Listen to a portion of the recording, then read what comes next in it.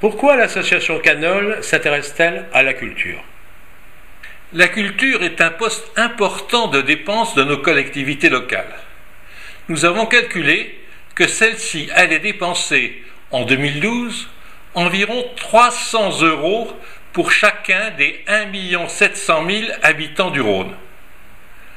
À ces 300 €, il faut aussi ajouter une cinquantaine d'euros qui correspondent aux aides de l'État par l'intermédiaire de la DRAC, la Direction régionale des affaires culturelles.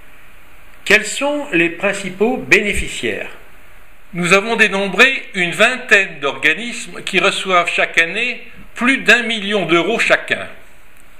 Outre l'opéra qui culmine à 18 millions d'euros, on peut citer le théâtre de Villeurbanne, la Biennale de la danse, les Nuits de Fourvière, l'Institut Lumière, les Subsistances, la Maison de la danse, l'Institut d'art contemporain et la plupart des grands théâtres lyonnais. N'y a-t-il pas en plus des organismes dont on n'entend jamais parler? Oui, bien sûr. Il y a par exemple la nouvelle agence culturelle régionale, association créée de toutes pièces par la région, dont la mission n'est pas claire du tout. Et puis des associations comme la Villa Gilet, qui a le même directeur que les Subsistances, ou Gram.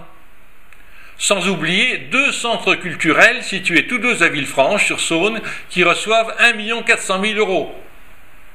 Que reprochez-vous à ces aides? Il faut bien que la culture se développe. Bien sûr, tout le monde peut comprendre que la culture mérite d'être aidée, mais peut-être pas n'importe comment. Quand nos collectivités portent à bout de bras, en les finançant à plus de 80%, des organismes comme Subsistance, 93%, la Villa Gilet, 91%, l'Institut d'art contemporain, 83%. Cela veut dire que l'on impose à grands frais aux habitants du département une culture qui n'existerait pas sans ces subventions, puisqu'elle n'a pas de public. 350 € par habitant, cela fait 1 400 € pour une famille de 4 personnes, cela fait beaucoup. Oui, surtout qu'il y a beaucoup de choses à dire sur les conditions d'attribution de ces subventions. La plupart du temps, aucun objectif mesurable n'est donné à l'organisme subventionné. Il est libre de dépenser l'argent comme il l'entend. Et aucun contrôle n'est établi sur l'utilisation de l'argent reçu. C'est le cas au département du Rhône et à la région Rhône-Alpes. Ceux-ci se révèlent incapables, dans la majorité des cas, de fournir le rapport technique et financier sur l'utilisation de la subvention, bien qu'il soit exigé par la loi.